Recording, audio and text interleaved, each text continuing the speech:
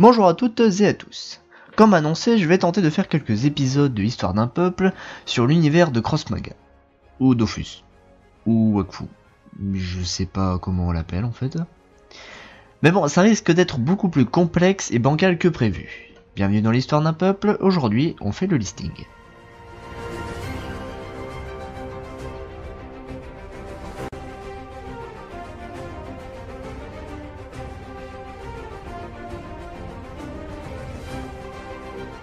Je me suis d'abord posé la question de comment les classer de façon assez juste, et qui est-ce que je pourrais considérer comme des peuples.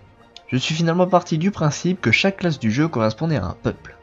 A vrai dire, ils ont très souvent en commun une histoire, une origine culturelle, des origines géographiques et une patte graphique, ce qui finalement nous renvoie à la définition d'un peuple. Nous avons ainsi les Feka, les Osamoda, les Enutrophes, les Sram, les Xelor, les Ekaflip, les Eneripsa, les Yop, les Kra, les Sadida, les Sacrieurs, les Pandawa, les Roublards, les Obal, les Steamers, les Héliotropes et les Supermages. Encore pour les Supermages, c'est un peu plus vague.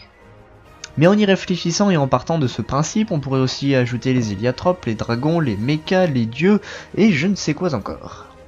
Et dans un cas même encore plus vague, on pourrait considérer les chouchous, les wabbits, les grouilleurs ou je ne sais quoi d'autre comme des peuples. Mais pour l'instant, on ne va pas s'intéresser à eux. Quand j'ai fait mes recherches sur cet univers, je me suis retrouvé heurté à un autre problème. D'un média à un autre, quelques subtilités dans le scénario changent. Enfin bon, des fois c'était même plus que des subtilités. Donc pour l'instant, je me baserai sur les 3 jeux vidéo Dofus, Wakfu et Island of Wakfu, ainsi que la série Wakfu et les mangas Dofus, qui du coup, pour l'instant, de ce que j'en sais, ne sont pas incohérents, ou rien de trop important. Je ne sais pas encore quelle forme vont prendre les épisodes, étant donné que l'univers de Cross Maga est plus basé sur le développement des personnages que celui du background.